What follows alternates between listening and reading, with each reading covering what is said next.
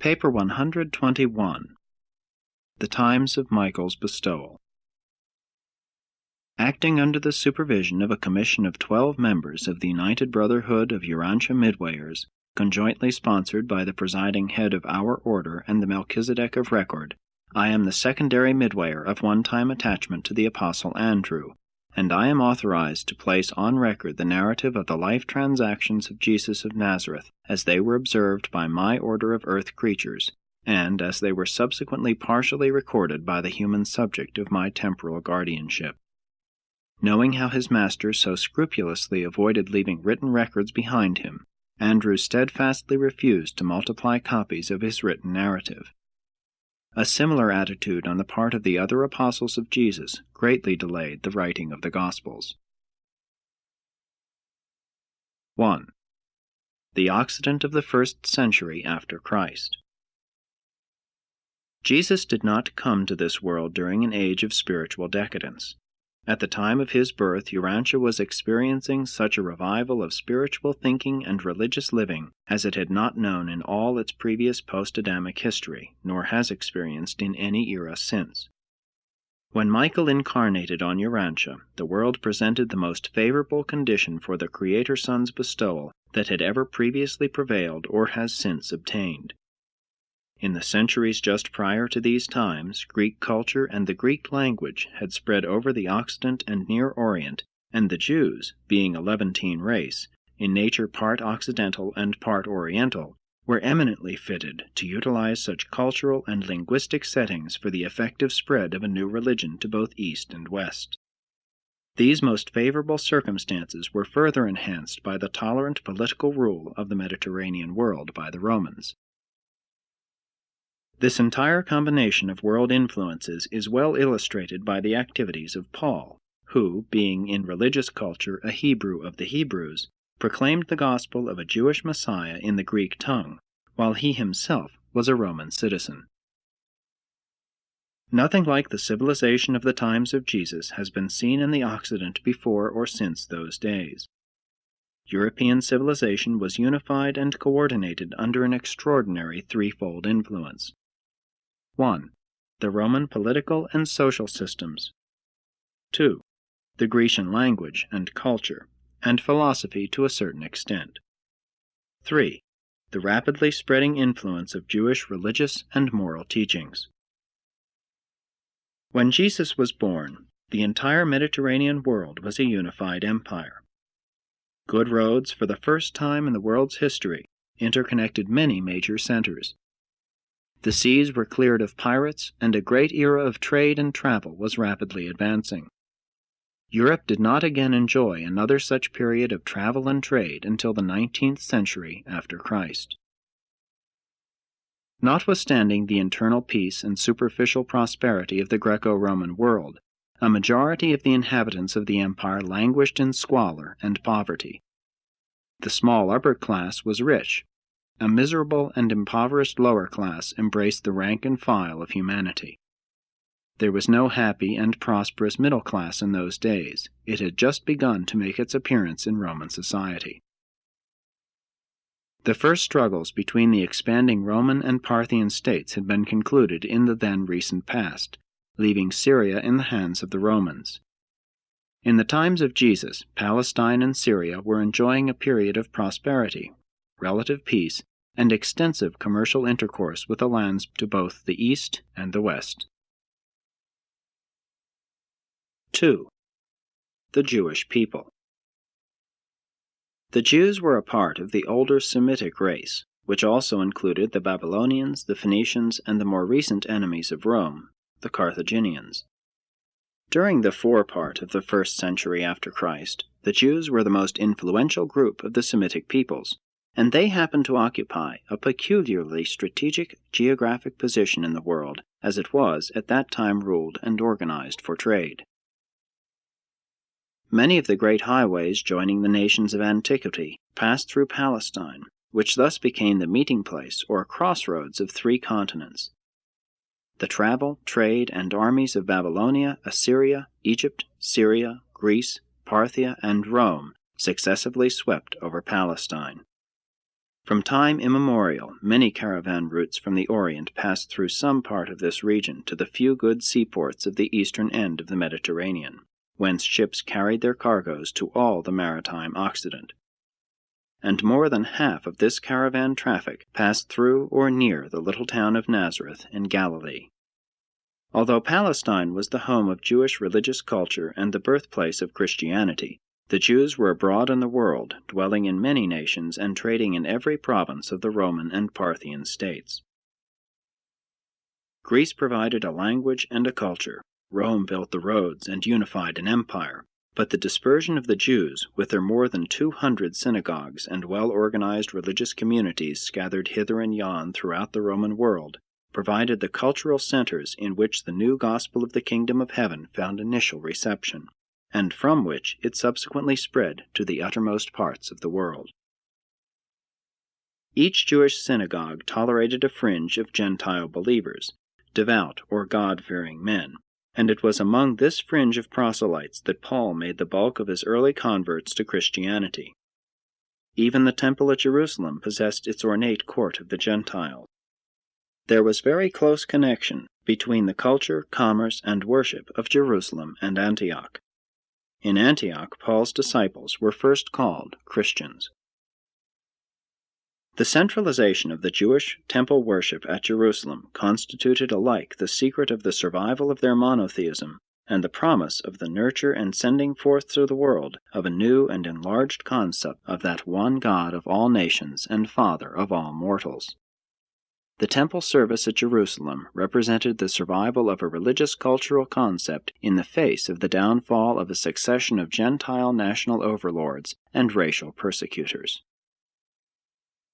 The Jewish people of this time, although under Roman suzerainty, enjoyed a considerable degree of self-government, and, remembering the then only recent heroic exploits of deliverance executed by Judas Maccabee and his immediate successors, were vibrant with the expectation of the immediate appearance of a still greater deliverer, the long-expected Messiah. The secret of the survival of Palestine, the kingdom of the Jews, as a semi-independent state was wrapped up in the foreign policy of the Roman government, which desired to maintain control of the Palestinian highway of travel between Syria and Egypt, as well as the western terminals of the caravan routes between the Orient and the Occident. Rome did not wish any power to arise in the Levant which might curb her future expansion in these regions. The policy of intrigue which had for its object the pitting of Seleucid Syria and Ptolemaic Egypt against each other necessitated fostering Palestine as a separate and independent state. Roman policy, the degeneration of Egypt, and the progressive weakening of the Seleucids before the rising power of Parthia explain why it was that for several generations a small and unpowerful group of Jews was able to maintain its independence against both the Seleucidae to the north and the Ptolemies to the south. This fortuitous liberty and independence of the political rule of surrounding and more powerful peoples the Jews attributed to the fact that they were the chosen people, to the direct interposition of Yahweh.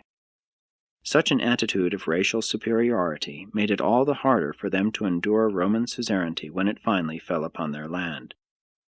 But even in that sad hour, the Jews refused to learn that their world mission was spiritual, not political. The Jews were unusually apprehensive and suspicious during the times of Jesus because they were then ruled by an outsider, Herod the Idumean, who had seized the overlordship of Judea by cleverly ingratiating himself with the Roman rulers. And though Herod professed loyalty to the Hebrew ceremonial observances, he proceeded to build temples for many strange gods. The friendly relations of Herod with the Roman rulers made the world safe for Jewish travel, and thus opened the way for increased Jewish penetration even of distant portions of the Roman Empire, and of foreign treaty nations with the new gospel of the kingdom of heaven. Herod's reign also contributed much toward the further blending of Hebrew and Hellenistic philosophies. Herod built the harbor of Caesarea, which further aided in making Palestine the crossroads of the civilized world.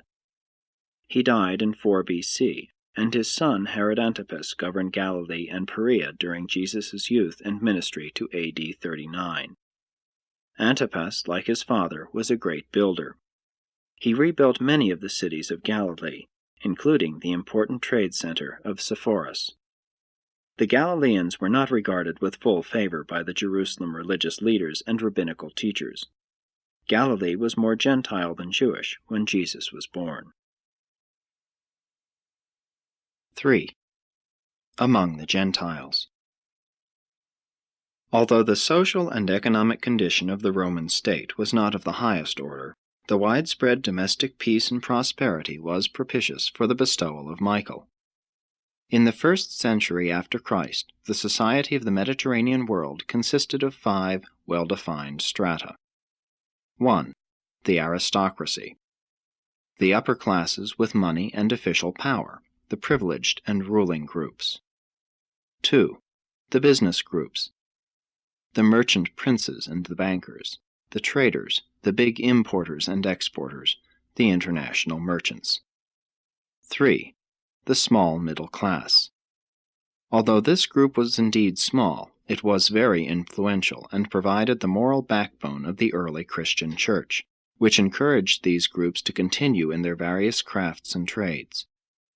Among the Jews, many of the Pharisees belonged to this class of tradesmen. 4. The free proletariat. This group had little or no social standing. Though proud of their freedom, they were placed at great disadvantage because they were forced to compete with slave labor. The upper classes regarded them disdainfully, allowing that they were useless except for breeding purposes. 5. The slaves. Half the population of the Roman state were slaves. Many were superior individuals and quickly made their way up among the free proletariat and even among the tradesmen. The majority were either mediocre or very inferior. Slavery, even of superior peoples, was a feature of Roman military conquest. The power of the master over his slave was unqualified. The early Christian church was largely composed of the lower classes and these slaves. Superior slaves often received wages and by saving their earnings were able to purchase their freedom. Many such emancipated slaves rose to high positions in state, church, and the business world. And it was just such possibilities that made the early Christian church so tolerant of this modified form of slavery. There was no widespread social problem in the Roman Empire in the 1st century after Christ. The major portion of the populace regarded themselves as belonging in that group into which they chanced to be born. There was always the open door through which talented and able individuals could ascend from the lower to the higher strata of Roman society, but the people were generally content with their social rank. They were not class-conscious, neither did they look upon these class distinctions as being unjust or wrong. Christianity was in no sense an economic movement having for its purpose the amelioration of the miseries of the depressed classes. Although women enjoyed more freedom throughout the Roman Empire than in her restricted position in Palestine, the family devotion and natural affection of the Jews far transcended that of the Gentile world. 4. Gentile Philosophy.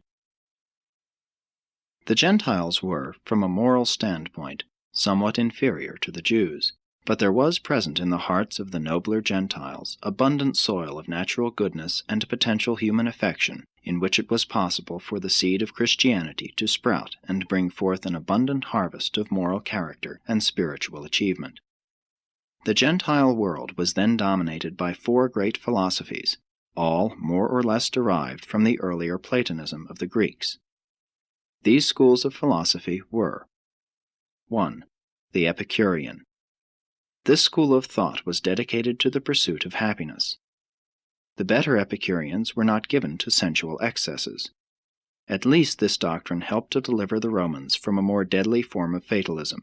It taught that men could do something to improve their terrestrial status. It did effectually combat ignorant superstition. 2. The Stoic. Stoicism was the superior philosophy of the better classes. The Stoics believed that a controlling reason fate dominated all nature. They taught that the soul of man was divine, that it was imprisoned in the evil body of physical nature. man's soul achieved liberty by living in harmony with nature, with God. Thus, virtue came to be its own reward. Stoicism ascended to its sublime morality, ideals never since transcended by any purely human system of philosophy. While the Stoics professed to be the offspring of God, they failed to know him, and therefore failed to find him. Stoicism remained a philosophy. It never became a religion. Its followers sought to attune their minds to the harmony of the universal mind, but they failed to envisage themselves as the children of a loving Father. Paul leaned heavily toward Stoicism when he wrote, "I have learned in whatsoever state I am, therewith to be content." 3. The Cynic. Although the Cynics traced their philosophy to Diogenes of Athens, they derived much of their doctrine from the remnants of the teachings of Machaventa Melchizedek. Cynicism had formerly been more of a religion than a philosophy. At least the Cynics made their religio-philosophy democratic. In the fields and in the marketplaces they continually preached their doctrine that man could save himself if he would. They preached simplicity and virtue and urged men to meet death fearlessly. These wandering Cynic preachers did much to prepare the spiritually hungry populace for the later Christian missionaries. Their plan of popular preaching was much after the pattern and in accordance with the style of Paul's epistles. 4. The Skeptic. Skepticism asserted that knowledge was fallacious and that conviction and assurance were impossible. It was a purely negative attitude and never became widespread. These philosophies were semi-religious. They were often invigorating, ethical, and ennobling, but were usually above the common people. With the possible exception of cynicism, they were philosophies for the strong and the wise, not religions of salvation for even the poor and the weak. 5. The Gentile Religions. Throughout preceding ages, religion had chiefly been an affair of the tribe or nation. It had not often been a matter of concern to the individual. Gods were tribal or national, not personal. Such religious systems afforded little satisfaction for the individual spiritual longings of the average person. In the times of Jesus, the religions of the Occident included 1. The pagan cults. These were a combination of Hellenic and Latin mythology, patriotism, and tradition. 2. Emperor worship. This deification of man as the symbol of the state was very seriously resented by the Jews and the early Christians, and led directly to the bitter persecutions of both churches by the Roman government. 3. Astrology.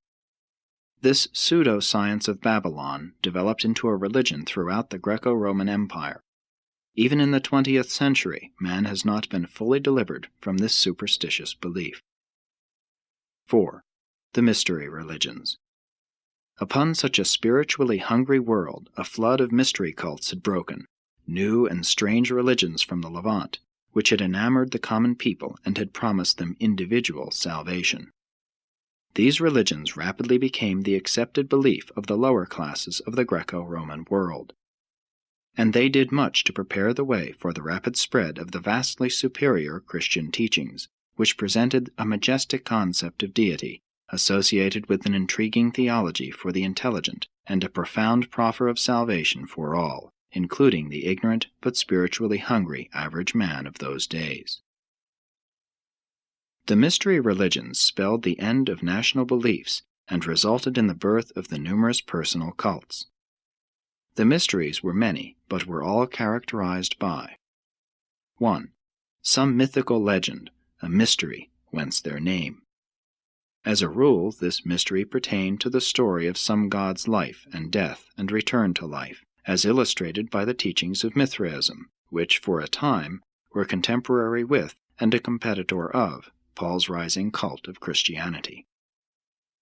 2. The mysteries were non-national and interracial. They were personal and fraternal, giving rise to religious brotherhoods and numerous sectarian societies. 3. They were, in their services, characterized by elaborate ceremonies of initiation and impressive sacraments of worship. Their secret rites and rituals were sometimes gruesome and revolting. 4.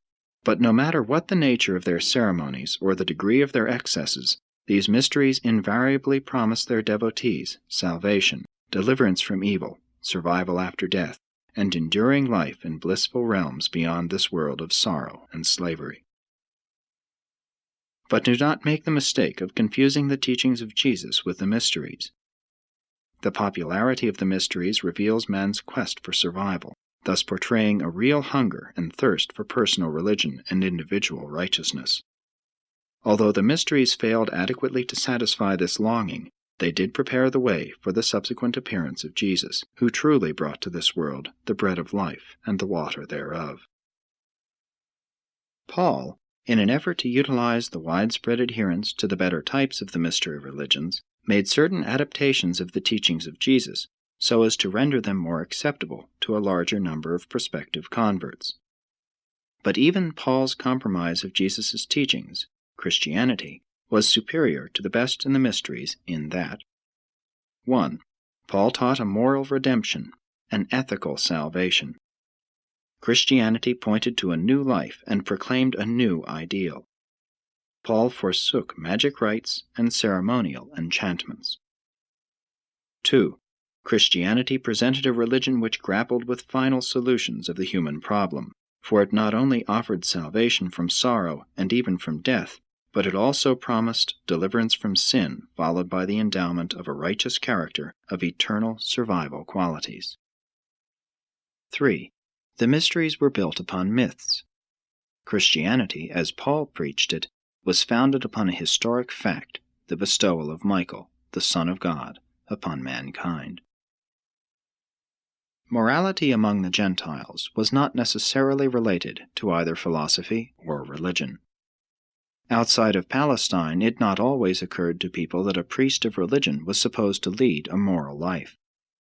Jewish religion, and subsequently the teachings of Jesus, and later the evolving Christianity of Paul, were the first European religions to lay one hand upon morals and the other upon ethics, insisting that religionists pay some attention to both. Into such a generation of men, dominated by such incomplete systems of philosophy and perplexed by such complex cults of religion, Jesus was born in Palestine. And to this same generation he subsequently gave his gospel of personal religion, sonship with God. 6. The Hebrew religion. By the close of the 1st century before Christ, the religious thought of Jerusalem had been tremendously influenced and somewhat modified by Greek cultural teachings and even by Greek philosophy.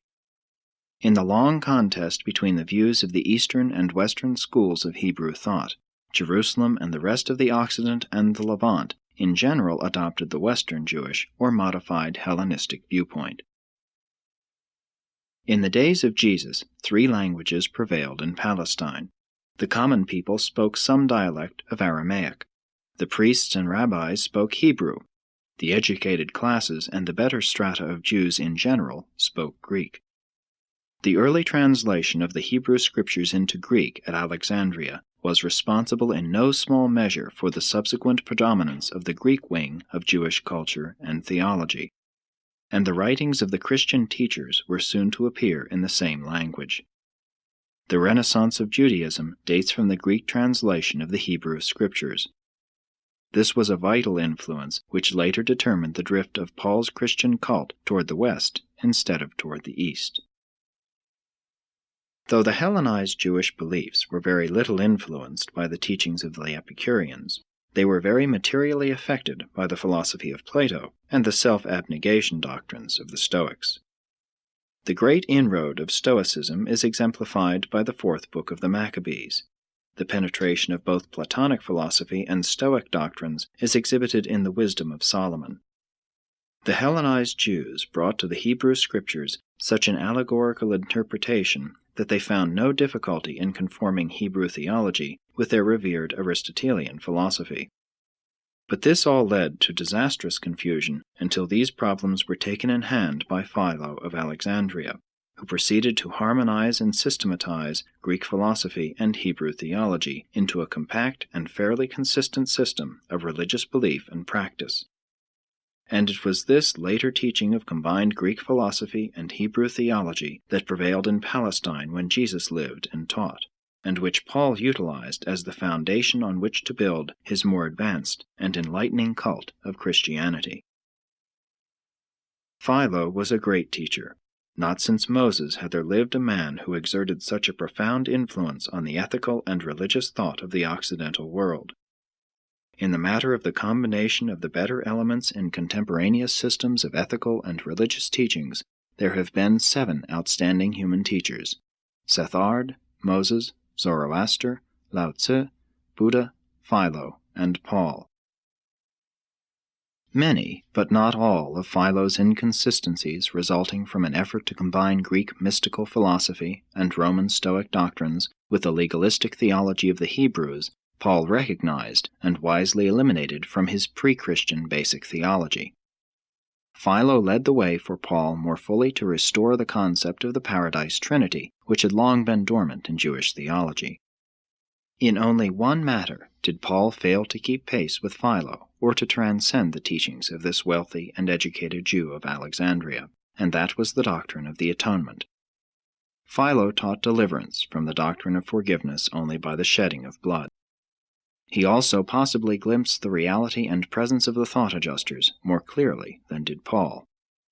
But Paul's theory of original sin, the doctrines of hereditary guilt and innate evil and redemption therefrom, was partially Mithraic in origin, having little in common with Hebrew theology, Philo's philosophy, or Jesus' teachings.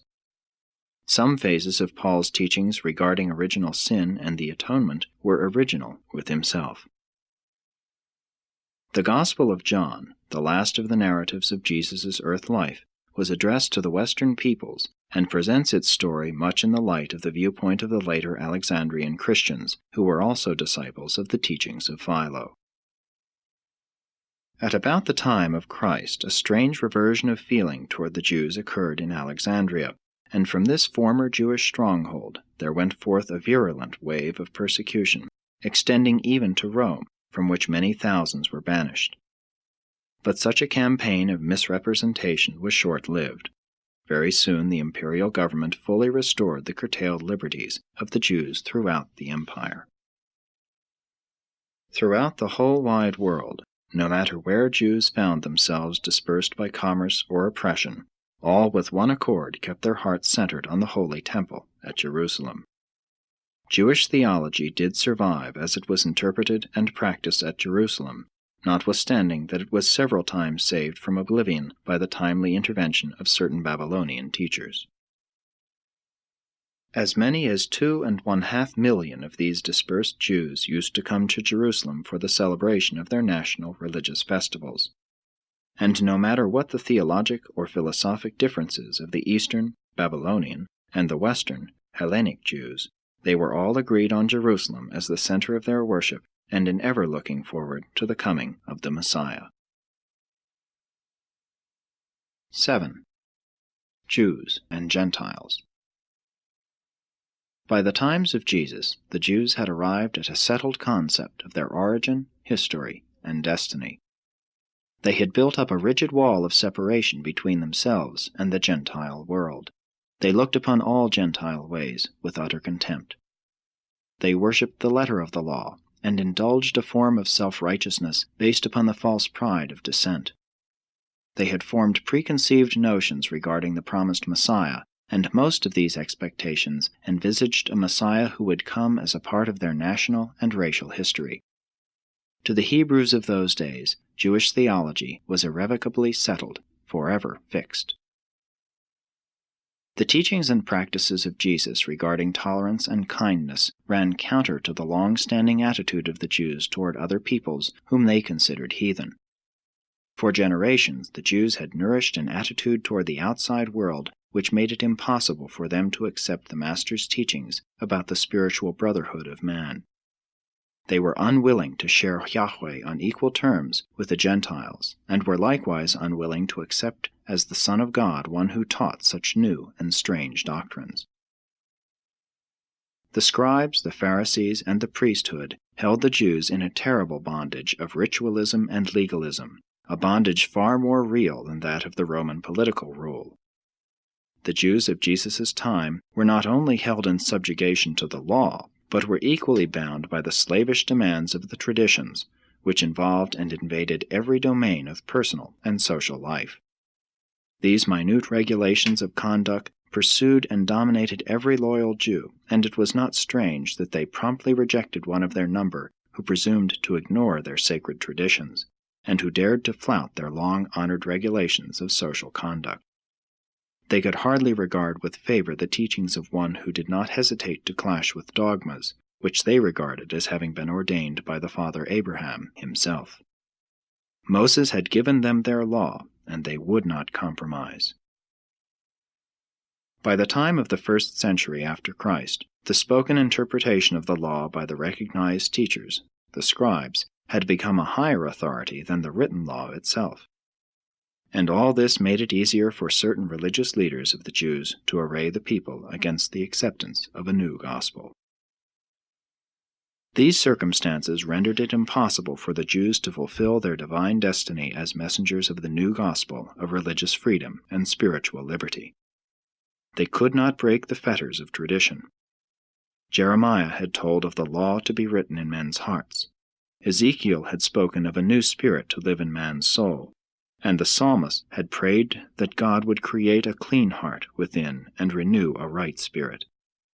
But when the Jewish religion of good works and slavery to law fell victim to the stagnation of traditionalistic inertia, the motion of religious evolution passed westward to the European peoples.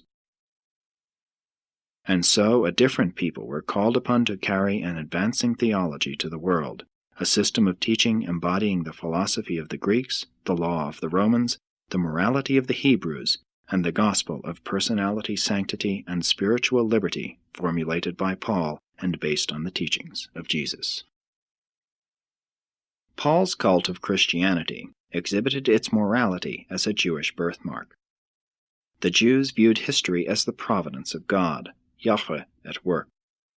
The Greeks brought to the new teaching clearer concepts of the eternal life. Paul's doctrines were influenced in theology and philosophy not only by Jesus' teachings, but also by Plato and Philo. In ethics he was inspired not only by Christ, but also by the Stoics. The gospel of Jesus, as it was embodied in Paul's cult of Antioch Christianity, became blended with the following teachings. 1. The philosophic reasoning of the Greek proselytes to Judaism, including some of their concepts of the eternal life. 2. The appealing teachings of the prevailing mystery cults, especially the Mithraic doctrines of redemption, atonement, and salvation by the sacrifice made by some god. 3. The sturdy morality of the established Jewish religion. The Mediterranean Roman Empire, the Parthian kingdom, and the adjacent peoples of Jesus' time all held crude and primitive ideas regarding the geography of the world, astronomy, health, and disease, and naturally they were amazed by the new and startling pronouncements of the carpenter of Nazareth.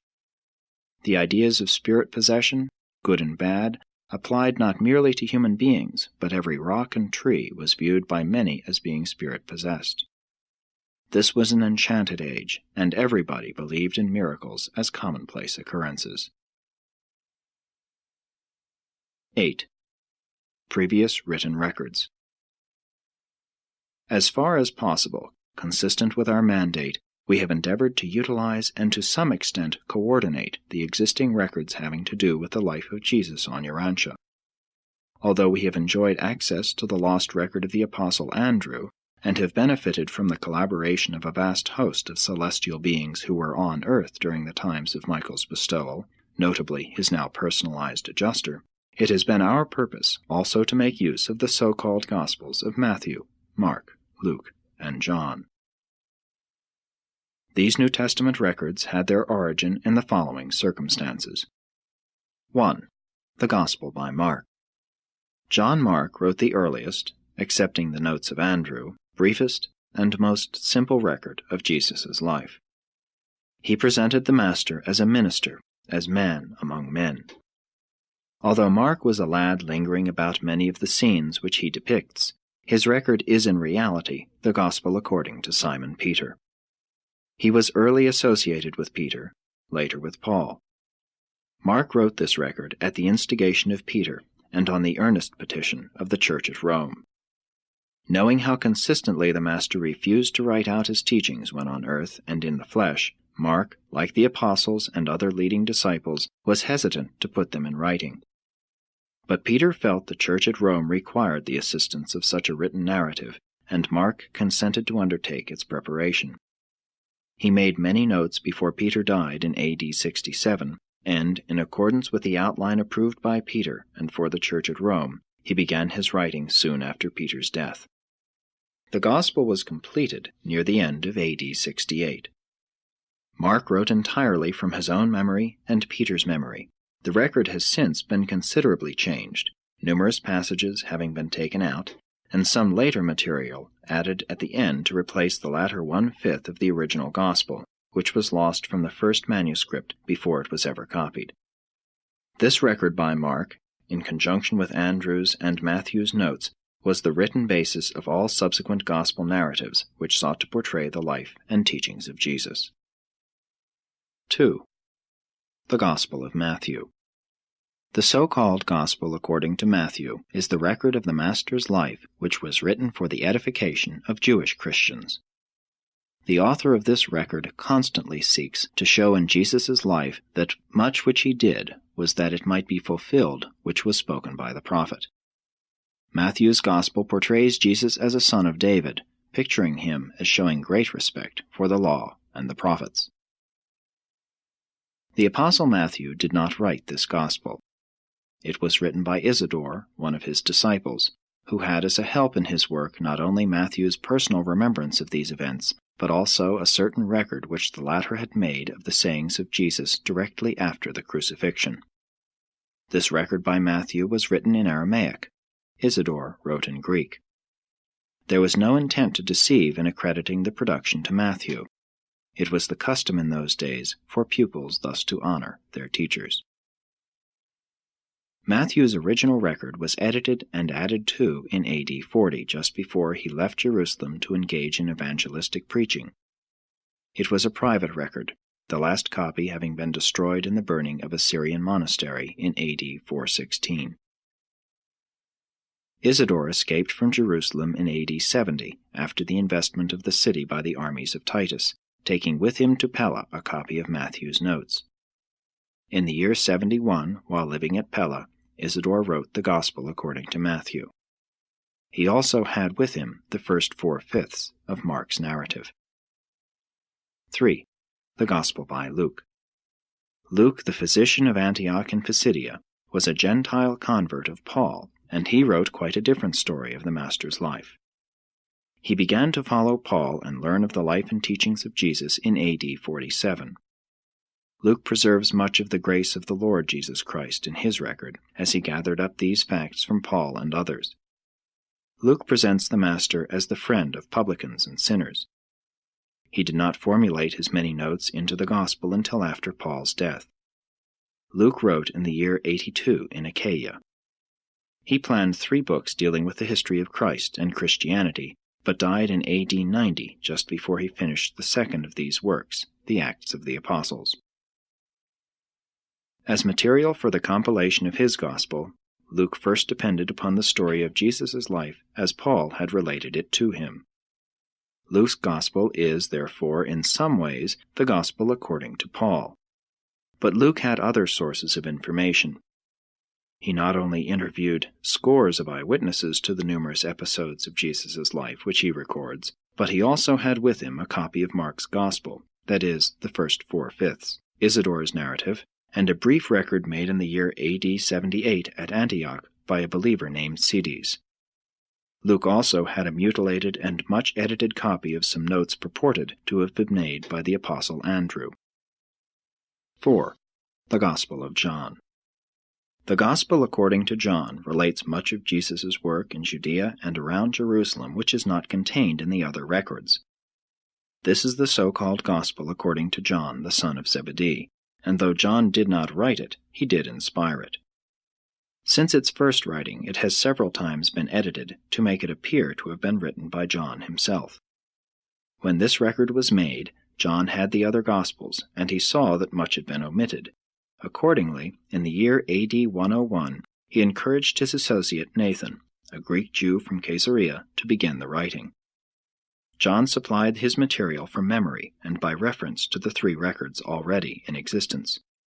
He had no written records of his own. The epistle known as 1 John was written by John himself as a covering letter for the work which Nathan executed under his direction. All these writers presented honest pictures of Jesus as they saw, remembered, or had learned of him, and as their concepts of these distant events were affected by their subsequent espousal of Paul's theology of Christianity. And these records, imperfect as they are, have been sufficient to change the course of the history of Urantia for almost 2,000 years. Acknowledgement. In carrying out my commission to restate the teachings and retell the doings of Jesus of Nazareth, I have drawn freely upon all sources of record and planetary information. My ruling motive has been to prepare a record which will not only be enlightening to the generation of men now living, but which may also be helpful to all future generations. From the vast store of information made available to me, I have chosen that which is best suited to the accomplishment of this purpose. As far as possible, I have derived my information from purely human sources. Only when such sources failed have I resorted to those records which are superhuman.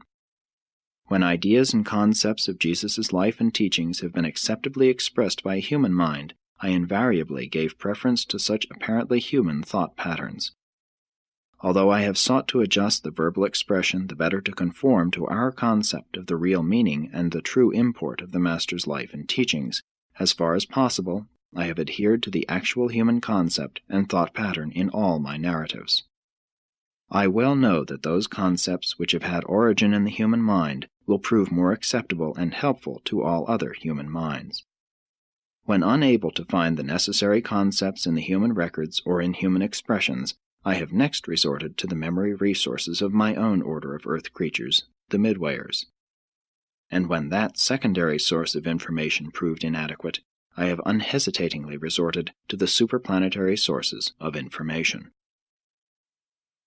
The memoranda which I have collected, and from which I have prepared this narrative of the life and teachings of Jesus, aside from the memory of the record of the Apostle Andrew, embrace thought gems and superior concepts of Jesus' teachings, assembled from more than 2,000 human beings who have lived on earth from the days of Jesus down to the time of the inditing of these revelations, more correctly, restatements. The revelatory permission has been utilized only when the human record and human concepts failed to supply an adequate thought pattern. My revelatory commission forbade me to resort to extra-human sources of either information or expression until such a time as I could testify that I had failed in my efforts to find the required conceptual expression in purely human sources.